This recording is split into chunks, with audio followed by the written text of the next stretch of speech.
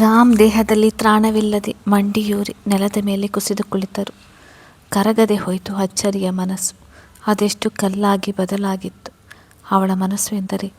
ರಾಮ್ ತನಗೆ ಆಗುತ್ತಿದ್ದ ಚಿತ್ರಹಿಂಸೆಯನ್ನು ಅಲ್ಲೂ ಕಚ್ಚಿ ಸಹಿಸುತ್ತಾ ಅದು ಯಾರಿಗೋ ಕಾಲ್ ಮಾಡಲು ತನ್ನ ಕಿಸೆಯಲ್ಲಿದ್ದ ಫೋನ್ ಕೈಗೆತ್ತಿಕೊಳ್ಳಲು ಒದ್ದಾಡುತ್ತಿದ್ದರು. ಅವನ ಕಡೆ ತಿರುಗಿಯೂ ನೋಡದಷ್ಟು. ಆದರೆ ರಾಮ್ಗೆ ಕಂಗಳು ಮುಚ್ಚಿಕೊಂಡು ಹೋಗತೊಡಗಿದವು. ತನ್ನ ಮುಂದೆ ಇರುವುದೆಲ್ಲ ಮಬ್ಬು ಮಬ್ಬಾಗಿ ಗೋಚರಿಸತೊಡಗಿತು. ತಲೆ ಕೊಡವುತ್ತಾ ತನ್ನ ಫೋನ್ ಕೈಗೆತ್ತಿಕೊಂಡಾಗ ರಾಮ್ ಎಂದು ಆತಂಕ ತುಂಬಿದ ದನಿ ತನ್ನ ತೀರ ಸನಿಹದಲ್ಲಿ ಕೇಳಿ ಬಂದಾಗ ಅಂಥ ಸಮಯದಲ್ಲೂ ಅವನ ಮುಖದಲ್ಲಿ ಪುಟ್ಟ ನಗು ಮೂಡಿತು. ಆದರೆ ತನ್ನವನು ಸಾವು ಬದುಕಿನ ಜೊತೆ ಹೋರಾಡುತ್ತಿದ್ದರು. ಅವನಿಗೂ ತನಗೂ ಸಂಬಂಧವೇ ಇಲ್ಲ ಎನ್ನುವಂತೆ ನಿಂತಿದ್ದ ಅಚ್ಚರಿ ಮಾತ್ರ ಗೊಂದಲದಲ್ಲಿ ಯಾರದೋ ಎಂದು ಹಿಂದೆ ತಿರುಗಿ ನೋಡಿದಾಗ ರಾಮ್ ಬಳಿ ಒಂದೇ ಉಸಿರಿಗೆ ಓಡಿ ಬರುವ ಸಿಯಾ. ರಾಮ್, ಏನು ಮಾಡಿಕೊಂಡೆ ನೀನು? ನಾನು ಹೇಳಲಿಲ್ವಾ ನೀನು ಮೆಹರ್ ಹೌಸ್ ಒಳಗೆ ಹೋಗೋ ಹಾಗಿಲ್ಲ, ಅದು ಇಲ್ಲೀಗಲ್ ಆ್ಯಕ್ಟಿವಿಟಿ ನಡೆಯುವ ಜಾಗ. ಸೊ ನೀನು ನಾನು ನನ್ನ ಟೀಮ್ ಬರೋವರೆಗೂ ಒಳಗಡೆ ಹೋಗೋ ಹಾಗಿಲ್ಲ ಅಂತ. ಆದರೂ ಯಾಕೆ ಬಂದೆ ಎಂದವಳ ಕಣ್ಣಿನಿಂದ ಹನಿಗಳು ಜಾರುತ್ತಿದ್ದವು. ಕೈಗಳು ಅವನ ಬೆನ್ನಿನಿಂದ ಒಸರಿ ಬರುತ್ತಿದ್ದ ರಕ್ತವನ್ನು ತಡೆಯಲು ಅವನ ಬೆನ್ನನ್ನು ಗಟ್ಟಿಯಾಗಿ ಒತ್ತಿ ಹಿಡಿದಾಗ ಸಿಯಾ, ನಮ್ಮ ಗೆಸ್ ಸರಿಯಾಗೇ ಇತ್ತು. ಅವರ ಅಚ್ಚರಿ ಮೇಲೆ ಫಿಸಿಕಲಿ ಅಟ್ಯಾಕ್ ಮಾಡೋದಕ್ಕೆ ನೋಡ್ತಿದ್ದ. ನಾನು ಬಾರದೇ ಹೋಗಿದ್ರೆ ಎಂದು ಕಷ್ಟಪಟ್ಟು ದನಿ ಹೊರಡಿಸುವಾಗ, ಮಾತಾಡಬೇಡ ನೀನು, ಈಗ ನಿಂಗೇನಾದರೂ ಆದರೆ ಯಾರು ಅದಕ್ಕೆ ಹೊಣೆ ಎಂದು ಸಿಟ್ಟಿನಲ್ಲಿ ರೇಗುತ್ತಾ ಮಾನವ್ ಎಂದು ತನ್ನ ಟೀಮ್ಗೆ ಕೂಗಿಕೊಂಡಿದ್ದವಳ ಕಣ್ಣಿಂದ ಒಂದೇ ಸಮನೆ ಹನಿಗಳು ಉರುಳುತ್ತಿದ್ದವು. ಅವನಿಗೇನಾದರೂ ಆಗಿಬಿಟ್ರೆ ಎಂದು ಅವಳ ಜೀವ ಡವಗುಡುತ್ತಿತ್ತು. ಅದನ್ನೆಲ್ಲ ನೋಡುತ್ತಾ ಸ್ತಬ್ಧನಾಗಿ ಹೋದಳು ಅಚ್ಚರಿ. ಅವಳಿಗೆ ಇನ್ನೂ ಅಲ್ಲಿ ಏನು ನಡೆಯುತ್ತಿದೆ ಎಂದು ಅರಗಿಸಿಕೊಳ್ಳಲು ಆಗದೆ ಹೋಯಿತು. ಆದರೆ ರಾಮ್ ಮಾತ್ರ ತಾನು ಸಾವು ಬದುಕಿನ ಮಧ್ಯೆ ಸಿಕ್ಕಿ ಬಿದ್ದಿದ್ದರು. ಸಿಯಾ ಅವರಿಗೆ ನಿನ್ನ ಜಾಕೆಟ್ ಬಿಚ್ಚಿಕೊಡು ಎಂದು ಮನವಿ ಮಾಡಿದಾಗ ಎಷ್ಟು ಬುಲೆಟ್ ಫೈರ್ ಆಗಿದೆ ಎಂದು ಗಂಟಲು ಕಟ್ಟಿಕೊಂಡು ವೇದನೆಯಿಂದ ಪ್ರಶ್ನೆ ಮಾಡಿದ್ದಳು. ತನ್ನ ಮೈಮೇಲಿದ್ದ ಜಾಕೆಟ್ ಬಿಚ್ಚಿ ಅಚ್ಚರಿ ಮುಂದೆ ಎಸೆದು 8 ವರ್ಷದ ಹಿಂದೆ ಅವಳು ತನ್ನ ಪ್ರೀತಿಯನ್ನು ಅವನಿಗೆ ಅರ್ಥ ಮಾಡಿಸಲು ಪ್ರಯತ್ನ ಮಾಡಿದ್ದರು. ರಾಮ್ಗೆ ಅವಳ ಪ್ರೀತಿ ಆಗ ಆಕರ್ಷಣೆಯಂತೆ ಕಂಡಿತ್ತು. ಆದ್ರೀಗ ಅವಳ ಕಣ್ಣಿನಲ್ಲಿ ತನ್ನ ಮೇಲಿರುವ ಪ್ರೀತಿ ಕಂಡು ವಿಧಿ ಎಷ್ಟರ ಮಟ್ಟಿಗೆ ನಿರ್ದಯಿ ಎಂದೆನಿಸದೇ ಇರಲಿಲ್ಲ. ತನ್ನ ಪ್ರೀತಿ ಕೈಗೆ ಸಿಕ್ಕಿ ಜಾರಿದರೆ ಸಿಯಾ ಪ್ರೀತಿ ಅವಳ ಕೈ ಸೇರದೆಯೇ ಕಣ್ಮರೆಯಾಗಿ ಹೋಗಿತ್ತು ನೆನೆದು ಸಿಯಾ ಎಸೆದ ಜಾಕೆಟ್ ತೊಟ್ಟು ಆತಂಕದಲ್ಲಿ ಸಿಯಾ ಮಡಿಲಿನಲ್ಲಿದ್ದ ತನ್ನವನ ಬಳಿ ಬರುವ ಅಚ್ಚರಿ, ರಾಮ್ ಏನಾಯಿತು ನಿಮಗೆ ಎಂದು ನಡುಗುವ ದನಿಯಲ್ಲಿ ಕೇಳಿದರೆ, ದೇವರು ದೊಡ್ಡ ಮನಸ್ಸು ಮಾಡಿ ನೀವು 10 ನಿಮಿಷಕ್ಕೆ ಮುಂಚೆ ಬಯಸಿದ ಆಗ್ಬೋದೇನೋ ಅಚ್ಚರಿ. ಇಷ್ಟ ಆದರೆ ನಿಮಗೆ ನನ್ನಿಂದ ಆಗ್ತಿರುವ ಮಾನಸಿಕ ಹಿಂಸೆ ಇವತ್ತಿಗೆ ಕಡಿಮೆಯಾಗುತ್ತೆ ಎನ್ನುವಾಗ, ಹೇ ಬಾಯಿ ಮುಚ್ಚಿ, ಈ ರೀತಿಯೆಲ್ಲ ಮಾತಾಡಿದರೆ ನಾನೇ ಸಾಯಿಸಿ ಬಿಡ್ತೀನಿ ಎಂದು ಗುಡುಗಿದ ಸಿಂಹ.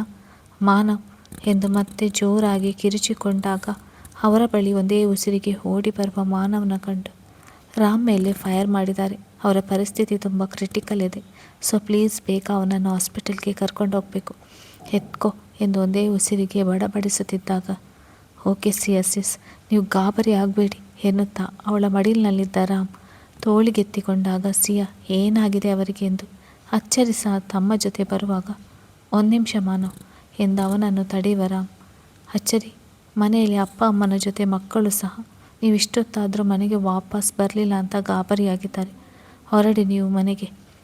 ಒಂದು ವೇಳೆ ಇವತ್ತಿಗೆ ನನಗೂ ಈ ಭೂಮಿಗೂ ಇದ್ದ ಋಣ ಮುಗಿದ್ರೆ ಆ ವಿಷಯ ನಿಮಗೆ ಮೊದಲು ತಿಳಿಸೋದಕ್ಕೆ ನಾನು ಸಿಯಾಗೆ ಹೇಳ್ತೀನಿ ಎಂದು ಕ್ಷೀಣಿಸ್ತಿದ್ದ ದನಿಯಲ್ಲಿ ನುಡಿದವನು. ಸಿಯಾ, ಅವರನ್ನು ಮನೆಗೆ ಕಳಿಸಿಕೊಟ್ಟು ಬಾ, ನಾವು ಹಾಸ್ಪಿಟಲ್ಗೆ ಹೋಗ್ತೀವಿ ಎಂದು ತನ್ನನ್ನು ಎತ್ತಿಕೊಂಡಿದ್ದ ಮಾನವ್ ಕಡೆ ನೋಡಿದಾಗ, ಸಿಯಸಿಸ್, ನಾವಿನ್ನು ತಡ ಮಾಡುವಂತಿಲ್ಲ, ನಾನು ರಾಮ್ ಸರ್ನ ಹಾಸ್ಪಿಟಲ್ಗೆ ಕರ್ಕೊಂಡು ಹೋಗ್ತೀನಿ, ನೀವು ಬೇಗ ಬನ್ನಿ ಎಂದವನು. ಅರೆ ನಿಮಿಷವು ಅವಳ ಪ್ರತಿಕ್ರಿಯೆಗೆ ಕಾಯದೆ ಅಲ್ಲಿಂದ ಹೊರಟು ಬಿಟ್ಟರೆ ಅಚ್ಚರಿ ತನ್ನ ಪಾದದಡಿಯ ಭೂಮಿ ಕುಸಿದಂತೆ ಆಘಾತದಲ್ಲಿ ಅಲ್ಲೇ ಕುಸಿದಿದ್ದು ಕಂಡು ಮುಷ್ಟಿ ಕಟ್ಟಿದಳು ಸಿಯಾ. ಅವನ ಪ್ರೀತಿಗೆ ಆಕೆ ಲಾಯಕ್ಕಿಲ್ಲ ಎಂಬ ಅಸಮಾಧಾನದಲ್ಲಿ. ಅಚ್ಚರಿ, ರಾಮ್ ಹೇಳಿದ್ದು ಕೇಳಿಸಿತು ಅಲ್ವಾ, ನೀನು ಹೊರಡು ಮನೆಗೆ ಎಂದಳು ಗಟ್ಟಿ ದನಿಯಲ್ಲಿ.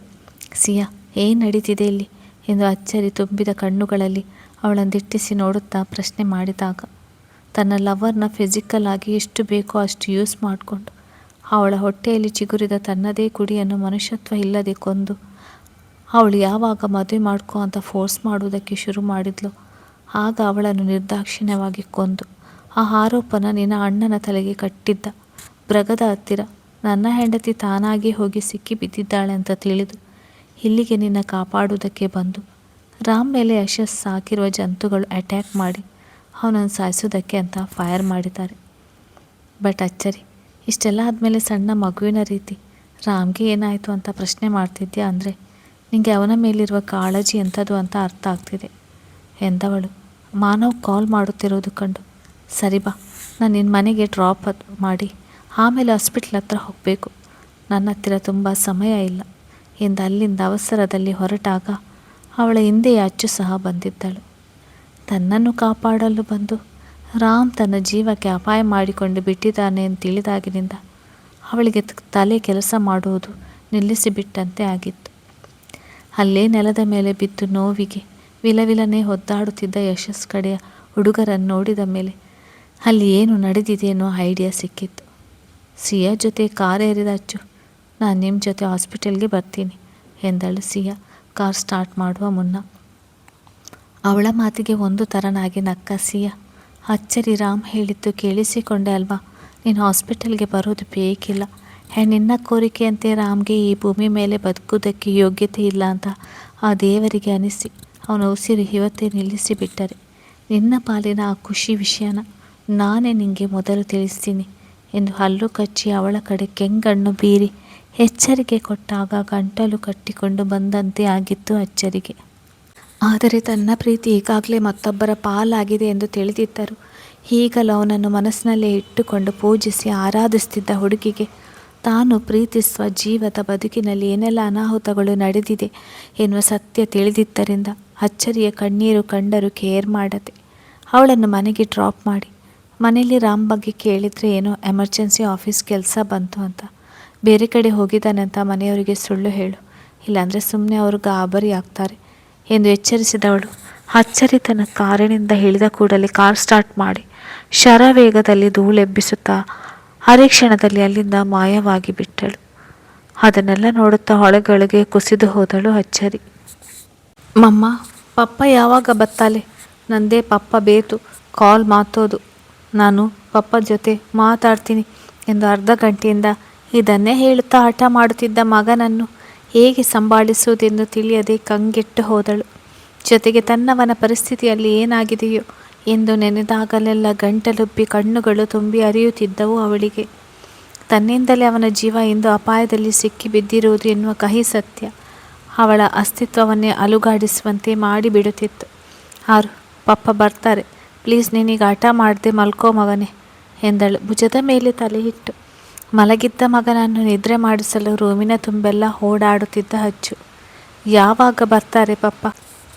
ಸಂಜೆ ಸಹ ನಾನು ಪಪ್ಪ ಜೊತೆ ಆಟ ಆಡಲಿಲ್ಲ, ನನಗೆ ಪಪ್ಪ ಬೇಕು ಎಂದು ಅಳಲು ಶುರು ಮಾಡಿದ್ದನ್ನು ಕಂಡು ವಿಲಪಿಸಿಬಿಟ್ಟಳು.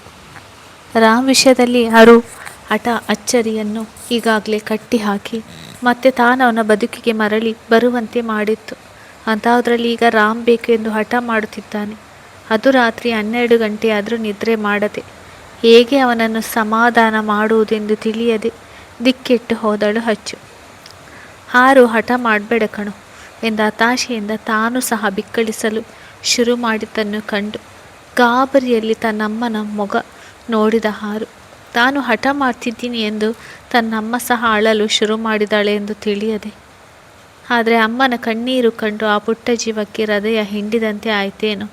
ಮಮ್ಮ ಪ್ಲೀಸ್ ಅಳಬೇಡ ಎಂದು ಅವಳ ಕೆನ್ನೆ ಜಾರುತ್ತಿದ್ದ ಕಣ್ಣೀರನ್ನು ಒರೆಸಿದ್ದ.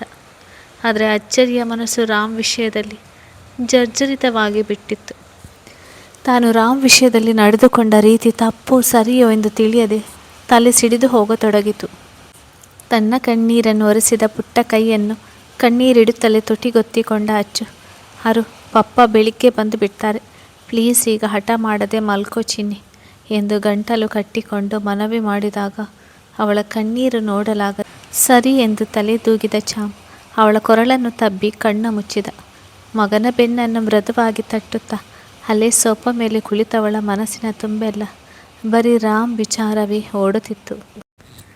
ಅವನು ಬದುಕಿಗೆ ಬಂದಾಗಿನಿಂದ ಏನೆಲ್ಲ ದುರಂತಗಳು ನಡೆದವೋ ಎಲ್ಲ ಒಂದೊಂದಾಗಿ ಕಣ್ಣ ಮುಂದೆ ರೀಲಿನಂತೆ ಬರತೊಡಗಿದವು. ಸೊಪ್ಪಕ್ಕೆ ಹೊರಗೆ ಮಗನ ಬೆನ್ನು ತಟ್ಟುತ್ತಾ ಅದೆಷ್ಟು ಹೊತ್ತು ಕಣ್ಣು ಮುಚ್ಚಿ ಕುಳಿತಿದ್ದ ಅಚ್ಚು ತನ್ನ ಗತಕಾಲದಲ್ಲಿ ಕಳೆದು ಹೋಗಿದ್ದಾಗ ಅವಳ ಫೋನ್ ರಿಂಗ್ ಆದ ಸದ್ದು ಕೇಳಿ ಬೆಚ್ಚಿ ಬೆದರಿದಳು. ಅವಳ ಭುಜದ ಮೇಲೆ ನಿದ್ರೆಗೆ ಚಾಂಪ್ ಸಹ ಸಣ್ಣದಾಗಿ ಮಿಸುಕಾಡಿದ. ಆದರೆ ಅಚ್ಚುಗೆ ತನ್ನ ಫೋನ್ ರಿಂಗ್ ಆದಂತೆಲ್ಲ ಅವಳ ಹೃದಯ ಜೋರಾಗಿ ಹೊಡೆದುಕೊಳ್ಳಲು ಶುರು ಮಾಡಿತ್ತು. ಮುಖ ನೋಡುತ್ತಿದ್ದಂತೆ ಕ್ಷಣದಲ್ಲಿ ಬೆವತು ಅವಳ ತನು ಕಂಪಿಸತೊಡಗಿತು. ಸಿಯಾ ಹೇಳಿದ್ದ ಮಾತು ನೆನಪು ಬಂದು ಕುಸಿದು ಹೋದಳು ಅಚ್ಚರಿ. ಫೋನ್ ಎತ್ತಿ ಮಾತನಾಡುವುದಿರಲಿ, ಯಾರು ಕಾಲ್ ಮಾಡ್ತಿದ್ದಾರೆ ಎಂದು ನೋಡುವ ಸಣ್ಣ ಧೈರ್ಯವೂ ಇರಲಿಲ್ಲ. ಆದರೆ ಅವಳ ಫೋನ್ ಮತ್ತೆ ಮತ್ತೆ ಗಂಟಲು ಕಿತ್ತು ಬರುವಂತೆ ಕಿರಿಚುವಾಗ ಮಗನ ಮುಷ್ಟಿಯಲ್ಲಿದ್ದ ತನ್ನ ಮಾಂಗಲ್ಯವನ್ನು ಒಮ್ಮೆ ನೋಡಿಕೊಂಡವಳಿಗೆ ಶ್ವಾಸ ಗಂಟಲಿನಲ್ಲಿ ಸಿಕ್ಕಿಬಿದ್ದಂತೆ ಆಯಿತು. ಕಣ್ಣುಗಳು ಕೊಳವಾದವು. ತಾನು ತನ್ನವನ ಮೇಲಿದ್ದ ಸಿಟ್ಟಿನಿಂದ ಆಡಿದ ಮಾತನ್ನು ಆ ಭಗವಂತ ಗಂಭೀರವಾಗಿ ಪರಿಗಣಿಸಿಬಿಟ್ಟನೆ ಎಂದು ಪಶ್ಚಾತ್ತಾಪದಲ್ಲಿ ನರಳಿತು ಅವಳ ಹೃದಯ. ಆ ರೂಮಿನ ತುಂಬೆಲ್ಲ ಅವಳ ಸ್ಥಿಮಿತ ತಪ್ಪಿದ ಉಸಿರಾಟದ ಏರಿಳಿತದ ಜೊತೆ ಅವಳ ಫೋನಿನ ಸದ್ದು ಕೇಳಿಸುತ್ತಿತ್ತು. ಮಗನ ಮುಷ್ಟಿಯಲ್ಲಿದ್ದ ತಾಳಿಯನ್ನು ಬಿಡಿಸಿ ಎದೆಗೊತ್ತಿಕೊಂಡ ಅಚ್ಚು. ಅವರಿಂದ ನನ್ನ ನಂಬಿಕೆ, ಪ್ರೀತಿಗೆ ಮೋಸ ಆಗಿದೆ ಅನ್ನೋ ನೋವು. ಸಿಟ್ಟಿನಲ್ಲಿ ಬಾಯಿಗೆ ಬಂದಾಗೆ ಮಾತನಾಡಿದ್ದೀನಿ ದೇವರೇ. ಆದರೆ ಅವರ ಜೀವಕ್ಕೆ ಅಪಾಯ ಆಗಲಿ ಅಂತ ನಾನು ಯಾವತ್ತೂ ಬಯಸಲಿಲ್ಲ. ದಯವಿಟ್ಟು ನನ್ನ ಮಕ್ಕಳಿಗೆ ತಂದೆ ಪ್ರೀತಿ ಎರಡೂ ಬೇಕು. ಅವರಿಗೇನು ಆಗದಂತೆ ನೋಡ್ಕೊ ಎಂದು ಬೇಡುತ್ತಾ ಇನ್ನೂ ರಿಂಗ್ ಆಗುತ್ತಲೇ ಇದ್ದ ತನ್ನ ಫೋನ್ ಬಳಿ ಬಂದವಳು ತೋಳಿನಲ್ಲಿದ್ದ ಮಗನನ್ನು ಮೆಲ್ಲಗೆ ಬೆಡ್ ಮೇಲೆ ಮಲಗಿಸಿ ಹೊದಿಸಿದ ಅಚ್ಚು ದೇವರನ್ನೆನೆಯುತ್ತಾ ನಡುಗುವ ಕೈಗಳಿಂದ ಬೆಡ್ ಮೇಲಿದ್ದ ಫೋನ್ ಕೈಗೆತ್ತಿಕೊಂಡು ಕಾಲ್ ರಿಸೀವ್ ಮಾಡಿ ಕಿವಿಯ ಬಳಿ ಇಟ್ಟವಳು. ಹಲೋ ಎಂದಳು ಜೀವ ಕೈಯಲ್ಲಿಡಿದು. ಅವಳು ಹಲೋ ಎಂದೊಡನೆ, ನೀನು ಒಂದು ಹೆಣ್ಣ, ಇಷ್ಟು ದಿನ ರಾಮ್ನ ಸತಾಯಿಸಿದ್ದು ಸಾಕಾಗಲಿಲ್ವಾ? ಈಗಲೂ ಕಾಲ್ ರಿಸೀವ್ ಮಾಡೋದಕ್ಕೆ ಇಷ್ಟೊಂದು ಸತಾಯಿಸಬೇಕಾ ಎಂದು ರೇಗಿದ್ದಳು ಸಿಯಾ. ಆದರೆ ಅವಳ ರೇಗುವಿಕೆಯಲ್ಲಿದ್ದ ನೋವು ವೇದನೆ ಕಂಡು ಅಚ್ಚರಿಗೆ ಜೀವ ಹೋಗುವಷ್ಟು ಭಯವಾಗತೊಡಗಿತು. ಅವಳ ರೇಗುವಿಕೆಗೆ ಕೇರ್ ಮಾಡದೆ, ಸಿಯಾ, ರಾಮ್ ಹೇಗಿದ್ದಾರೆ? ಅವರ ಜೀವಕ್ಕೇನು ಅಪಾಯ ಇಲ್ಲ ಅಲ್ವಾ ಎಂದವಳ ದನಿ ತರತರನೆ ನಡುಗುತ್ತಿತ್ತು. ಅದನ್ನು ಹೇಳೋದಕ್ಕೆ ಅಂತಲೇ ಕಾಲ್ ಮಾಡಿದ್ದೀನಿ. ಇನ್ಮೇಲೆ ನಿನಗೆ ಅವನಿಂದ ಯಾವುದೇ ಹಿಂಸೆ ಇರೋದಿಲ್ಲ. ದೇವರು ಸ್ವಲ್ಪ ತಡ ಮಾಡಿದ್ರು, ನಿನ್ನ ಕೋರಿಕೆಗೆ ಅಸ್ತು ಅಂದುಬಿಟ್ಟ. ಇನ್ಮೇಲೆ ಖುಷಿಯಾಗಿರು ಎಂದವಳ ಅಳು ನಿಮಿಷದಿಂದ ನಿಮಿಷಕ್ಕೆ ಹೆಚ್ಚಾಗಿದ್ದನ್ನು ಕಂಡು ಆಘಾತದಲ್ಲಿ ನೆಲಕ್ಕೆ ಕುಸಿಯುವ ಅಚ್ಚು. ಸಿಯಾ ಪ್ಲೀಸ್, ತಮಾಷೆ ಮಾಡಬೇಡ, ನನಗೆ ಗೊತ್ತು ಅವ್ರಿಗೇನೂ ಆಗಿಲ್ಲ ಎಂದು ತೊದಲುವಾಗ ಅಚ್ಚರಿ, ರಾಮ್ ನಮ್ಮನ್ನು ಬಿಟ್ಟು ಹೋಗಿ 1 ಗಂಟೆ ಆಯಿತು. ಅವನಿಗೆ ಮೊದಲು ಈ ವಿಷಯ ಹೇಳಬೇಕು ಅಂತ ಹೇಳಿದ್ದರಿಂದ ನಿನಗೆ ಮೊದಲು ಕಾಲ್ ಮಾಡಿದ್ದೀನಿ. ನಾನು ಹಾಸ್ಪಿಟಲ್ ಅಡ್ರೆಸ್ ಕಳಿಸ್ತೀನಿ, ಬೇಗ ಅಂಕಿತ್ನ ಕರ್ಕೊಂಡು ಬಂದು ಬಿಡು ಎಂದವಳು ರೋಧಿಸುತ್ತಲೇ ಕಾಲ್ ಕಟ್ ಮಾಡಿದರೆ ಅಚ್ಚು ಕೈಯಿಂದ ಫೋನ್ ನೆಲಕ್ಕೆ ಜಾರಿತು. ಇಲ್ಲ, ಒಂದು ವೇಳೆ ನಾನೇ ಅವರಿಂದ ದೂರ ಹೋದರು ನನ್ನ ಅವರು ಬಿಟ್ಟು ಹೋಗೋದಿಲ್ಲ, ಹೋಗಲು ಬಾರದು ನೀವು ಎಂದು ಆಘಾತದಲ್ಲಿ ಬಡಬಡಿಸುತ್ತಾ 2 ಕೈಯಿಂದ ತಲೆ ಕೂದಲನ್ನು ಮುಷ್ಟಿ ಕಟ್ಟಿ ಸುರಿಕಿತ್ತಿ ಹೋಗುವಂತೆ ರಾಮ್ ಎಂದು ಕಿರ್ಚುತ್ತಾ ಎದೆ ಬಡಿಯುವಂತೆ ರೋಧಿಸಲು ಶುರು ಮಾಡಿಕೊಂಡಳು ಅಚ್ಚರಿ. ಅತ್ತಿಗೆ ಎಂದು ಉಸಿರು ಬಿಗಿ ಹಿಡಿದು ಅಚ್ಚರಿಯ ರೂಮ್ ಡೋರ್ ಒಂದೇ ಸಮನೆ ಬಡಿಯುತ್ತಿದ್ದ ಅಂಕಿತ್ ಹೃದಯ ಡವಗುಡುತ್ತಿತ್ತು. ಅಚ್ಚರಿ, ರಾಮ್ ಎಂದು ಏನೇನೋ ಜೋರು ತನಿಯಲ್ಲಿ ಬಡಬಡಿಸ್ತಿರುವುದು ಅವನ ರೂಮಿನವರೆಗೂ ಕೇಳಿಸುತ್ತಿತ್ತು. ಹಾಗಾಗಿ ಒಳಗಡೆ ಅವಳಿಗೆ ಏನಾಯಿತು ಎಂದು ಆತಂಕವಾಯಿತು. ಆದರೆ ಅಚ್ಚರಿ ಎಷ್ಟೊತ್ತಾದರೂ ಅವನು ಎಷ್ಟೇ ಡೋರ್ ನಾಕ್ ಮಾಡಿದರೂ ಡೋರ್ ಓಪನ್ ಮಾಡದೆ ಹೋದವಳ ನಡಿಗೆ ಅರೆಜೀವ ಆಗಿ ಹೋದನು. ಯಾಕೋ ಮನಸ್ಸಿಗೆ ಬೇಡದ ಆಲೋಚನೆಗಳು ಸುತ್ತಿಕೊಂಡಾಗ ಕಂಗೆಟ್ಟು ಹೋದನು ಅವನು. ಇನ್ನು ಯೋಚಿಸುತ್ತಾ ನಿಲ್ಲುವುದರಲ್ಲಿ ಅರ್ಥವಿಲ್ಲ ಎಂದು ಬಲವಂತವಾಗಿ ತೋಳಿನಿಂದ ಡೋರ್ ತಳ್ಳಿದ. 1-2 ನಿಮಿಷದ ನಂತರ ಡೋರ್ ಓಪನ್ ಆದಮೇಲೆ ಉಸಿರು ಬಿಗಿ ಹಿಡಿದು ಒಳಗಡೆ ಬಂದವನಿಗೆ ಅಲ್ಲಿನ ದೃಶ್ಯ ಕಂಡು ದಿಗ್ಭ್ರಾಂತನಾಗಿ ನಿಂತು ಬಿಟ್ಟನು.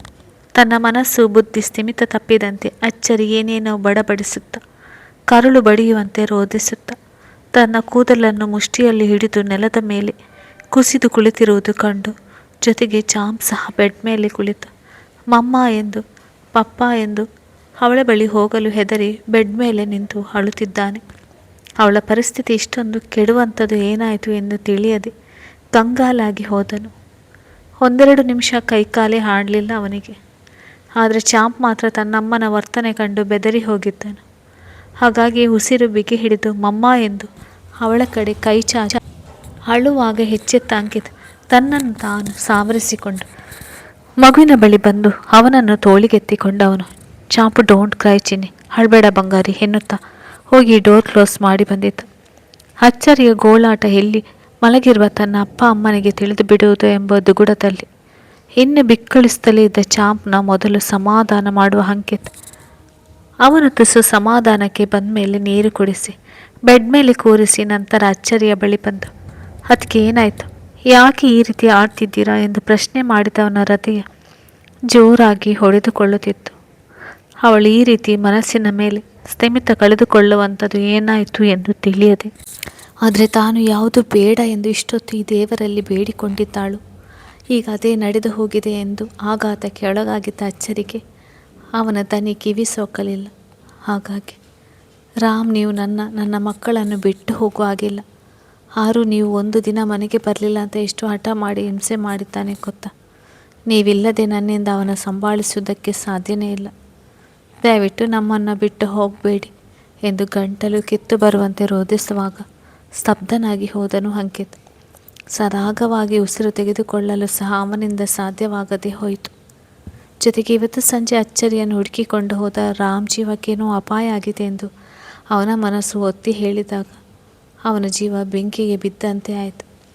ಚಾಂಪ್, ಚಿಕ್ಕ ಎಂದು ಕೂಗುವಾಗ ಬೆಚ್ಚಿದಂತೆ ಇಹಕ್ಕೆ ಬಂದವನು ಅತ್ತಿಗೆ ಎಂದು ತುಸು ಜೋರ ದನಿಯಲ್ಲಿ ಅವಳ ಭುಜ ಅಲುಗಾಡಿಸಿದ. ಅವಳನ್ನು ಇಹಕ್ಕೆ ಕರೆತರುವಂತೆ. ಅವನ ನಡೆಗೆ ಕನಸಿನಿಂದ ಬೆಚ್ಚಿ ಬೆದರಿ ಇಹಕ್ಕೆ ಬಂದಂತೆ ಕಣ್ಣಿನಲ್ಲಿ ಕಣ್ಣೀರು, ಗಾಬರಿ, ಆತಂಕ ತುಂಬಿಕೊಂಡು ತನ್ನ ಮುಂದಿದ್ದ ಅಂಕಿತ್ನ ನೋಡುವ ಅಚ್ಚರಿ. ದೇಹ ತರತರನೆ ನಡುಗುತ್ತಿತ್ತು. ಮುಖವೆಲ್ಲ ಬೆವರಿನಿಂದ ತೊಯ್ದು ತೊಪ್ಪೆಯಾಗಿತ್ತು. ಸ್ವರ ಗಂಟಲಿನಲ್ಲಿ ನಶಿಸಿ ಹೋದಂತೆ ಆಗಿತ್ತು. ಅವಳು ಯಾವುದೋ ಆಘಾತಕ್ಕೆ ಒಳಗಾದಂತೆ ತನ್ನ ಕಡೆ ದಿಟ್ಟಿಸಿ ನೋಡುವಾಗ, ಏನಾದರೂ ಕೆಟ್ಟ ಕನಸು ಬಿತ್ತ, ಏನಿದೆಲ್ಲ ಎಂದು ಪ್ರಶ್ನೆ ಮಾಡಿದ. ನೆಲದ ಮೇಲೆ ಕುಳಿತಿದ್ದವಳನ್ನು ಬೆಡ್ ಮೇಲೆ ಕೂರಿಸುತ್ತ ಅವನ ಮಾತಿಗೆ ಅವಳ ದುಃಖ ಇನ್ನಷ್ಟು ಹೆಚ್ಚಾಯಿತು. ಅವನಿಗೆ ಉತ್ತರಿಸಲು ಸ್ವರ ಸಹಕರಿಸದೆ ಹೋಯಿತು. ತನ್ನ ಪಕ್ಕದಲ್ಲಿ ಮಗನ ಮುಖ ನೋಡಿ ಅಂಕಿತ್ ಕೈಯನ್ನು ಕಣ್ಣಿಗೊತ್ತಿಕೊಳ್ಳುತ್ತ, ಅಂಕಿತ್, ನಿಮ್ಮ ಅಣ್ಣ ಬೇಕು. ನನಗೆ ಗಂಡನಾಗಿ ಅಲ್ಲದೆ ಹೋದರೂ ನನ್ನ ಮಕ್ಕಳಿಗೆ ಅಪ್ಪನಾಗಿ ಬೇಕು ಕಣೋ ಎಂದು ಬಿಕ್ಕಿ ಬಿಕ್ಕಿ ಅಳುವಾಗ ಪರಿಸ್ಥಿತಿಯನ್ನು ಹೇಗೆ ನಿಭಾಯಿಸುವುದೆಂದು ತೋಚದೆ ನಿತ್ರಾಣಗೊಂಡನು ಅಂಕಿತ್. ಅತ್ತಿಗೆ, ಪ್ಲೀಸ್, ಮೊದಲು ನೀವು ಅಳು ನಿಲ್ಲಿಸಿ. ಅಣ್ಣನಿಗೆ ಏನಾಗಿದೆ? ಅವನು ಯಾಕೆ ನಿಮ್ಮನ್ನು ಬಿಟ್ಟು ಹೋಗ್ತಾನೆ ಎಂದು ತನ್ನ ಕೈ ಬಿಡಿಸಿಕೊಂಡು ಅವಳ ಕಣ್ಣು ಹೊರಿಸುತ್ತಾ ಮೃದುವಾಗಿ ಪ್ರಶ್ನೆ ಮಾಡಿದನು. ಅವಳು ರಾಮ್ ಜೀವಕ್ಕೇನೋ ಅಪಾಯ ಆಗಿ ಹೋಗಿದೆ ಎಂದು ಈಗಾಗಲೇ ಜೀವ ಬಿಡುವಷ್ಟು ಎದುರಿದ್ದನ್ನು ಕಂಡು ತಾಳ್ಮೆಯಿಂದ ಪರಿಸ್ಥಿತಿಯನ್ನು ನಿಭಾಯಿಸತೊಡಗಿದನು. ಅವನ ಮಾತಿಗೆ ಅವಳ ದುಃಖ, ನೋವು ಇನ್ನಷ್ಟು ಆಯಿತು. ಅದನ್ನು ಕಂಡು ಗಟ್ಟಿಯಾಗಿ ತಲೆ ಹೊತ್ತಿಕೊಂಡ ಅಂಕಿತ್ಗೆ ಅಚ್ಚರಿ, ಈ ರೀತಿ ಆಡುವಂಥದ್ದು ಏನಾಗಿದೆ ತನ್ನ ಅಣ್ಣನಿಗೆ ಎಂದು ಇನ್ನಿಲ್ಲದ ಕಳವಳವಾಯಿತು. ಅತ್ತಿಗೆ, ನೀವು ಮೊದಲು ಅಳು ನಿಲ್ಲಿಸಿ. ಪಾಪ, ಮಗು ತುಂಬ ಹೆದರಿಕೊಂಡಿದ್ದಾನೆ, ಪ್ಲೀಸ್ ಎಂದು ಮನವಿ ಮಾಡಿದನು ಅವಳ ಕೈ ಹಿಡಿದು. ಆದರೆ ಅಲ್ಲಿ ಅವನ ಜೀವ ಹೋಗಿದೆ.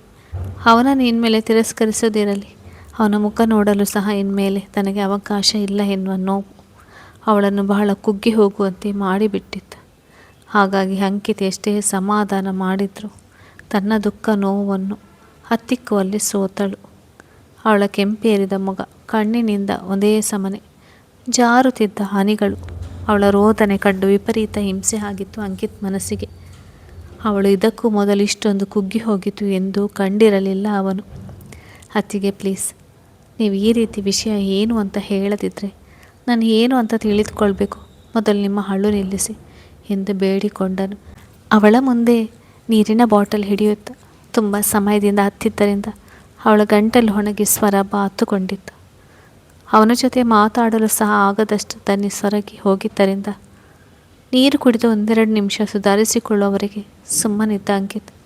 ಈಗ ಹೇಳಿ ಅತ್ತಿಗೆ, ನೀವಿಷ್ಟೊಂದು ಅಳುವಂಥದ್ದು ಏನಾಯಿತು? ಅಣ್ಣ ಆರಾಮವಾಗಿ ಇದ್ದಾನೆ ಅಲ್ವಾ ಎಂದು ಗಂಭೀರವಾಗಿ ಪ್ರಶ್ನೆ ಮಾಡಿದರೆ ಅಚ್ಚುಗೆ ಧೈರ್ಯ ಇಲ್ಲದೆ ಹೋಯಿತು. ಅಂಕಿತ್, ಸಾರಿ ಎಂದು ತನ್ನ ಪಕ್ಕದಲ್ಲಿ ನಿಂತಿದ್ದವನಿಗೆ ಹೊರಗೆ ಮತ್ತೆ ತುಟಿ ಕಚ್ಚಿ ಬಿಕ್ಕಳಿಸುವಾಗ ರೋಸಿ ಹೋದನು ಅವನು. ವಿಷಯ ಏನೆಂದು ಹೇಳದೆ ಅದೆಷ್ಟು ಸತಾಯಿಸ್ತಿದ್ದಾಳೆ ಅಲ್ಲವೇ ಅವಳು. ಅತ್ತಿಗೆ, ಏನಾಯಿತು ಅಂತ ಬಾಯಿ ಬಿಡಿ. ನೀವು ಈ ರೀತಿ ರಾಮ್, ಅಂಕಿತ್ ಅಂತ ಅಳ್ತಿದ್ರೆ ಟೆನ್ಷನ್ನಲ್ಲಿ ನಾನು ಸತ್ತು ಹೋಗ್ತೀನಿ ಎಂದು ತುಸು ಸಿಟ್ಟಿನಲ್ಲಿ ಗದರಿದನು. ಯಾವುದಕ್ಕಾದರೂ ಒಂದು ಮಿತಿ ಬೇಡವೇ? ಅವನ ಗದರುವಿಕೆಗೆ ಅವಳ ಕಣ್ಣಿನಿಂದ ಪಟಪಟನೆ ಹನಿಗಳು ಜಾರಿದವು. ಸಿಯಾ ಹಾಸ್ಪಿಟಲ್ನಿಂದ ಕಾಲ್ ಮಾಡಿದ್ಲು ಎಂದು ಗಂಟಲು ಕಟ್ಟಿಕೊಂಡು ಉಸಿರಿದ ಅಚ್ಚು. ಅಂಕಿತ್, ನಾನು ಈಗಲೇ ಹಾಸ್ಪಿಟಲ್ಗೆ ಹೋಗಬೇಕು, ಬಾ ಹೋಗೋಣ ಎಂದ ಅವಸರದಲ್ಲಿ ಮಗನನ್ನು ಎತ್ತಿಕೊಂಡು ಹೊರಟಾಗ ಅಂಕಿತ್ ಅವಳ ಕೈ ಹಿಡಿದು ತಡೆದಿದ್ದ. ಅವನಿಗೆ ವಿಷಯ ಹೀಗೆಂದು ಸ್ಪಷ್ಟತೆ ಸಿಗಲಿಲ್ವಲ್ಲ. ಕಥೆಯು ಮುಂದುವರಿಯುತ್ತದೆ. ಹಾಗೆ ನನ್ನ ಚಾನಲನ್ನು ಸಬ್ಸ್ಕ್ರೈಬ್ ಮಾಡಿ, ಲೈಕ್ ಆ್ಯಂಡ್ ಶೇರ್ ಮಾಡಿ. ಧನ್ಯವಾದಗಳು.